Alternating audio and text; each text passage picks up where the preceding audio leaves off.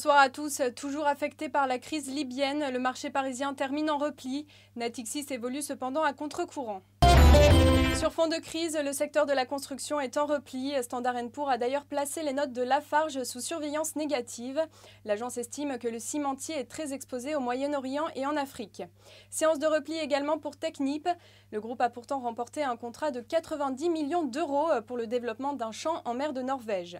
Accor a subi des prises de bénéfices après la publication de résultats annuels en hausse et conformes aux attentes. En revanche, Vivendi termine dans le vert après avoir remporté une petite victoire sur le terrain juridique. Les actionnaires ayant acheté des titres du groupe à Paris ne pourront se joindre à la class action lancée contre le géant aux États-Unis. Et puis hors indice, le marché a salué la publication de Nexity. La foncière immobilière a fait état d'un résultat net part de 120 millions d'euros contre une perte de près de 50 millions un an auparavant. Natixis est incontestablement la valeur du jour. La banque tourne la page de la crise en 2010 avec un bénéfice net de 1,7 milliard d'euros contre une perte de 1,4 milliard un an plus tôt.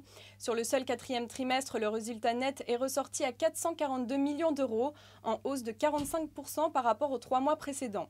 Le marché salue surtout la reprise d'un dividende d'un montant de 23 centimes d'euros par action, offrant ainsi un rendement élevé de plus de 5%.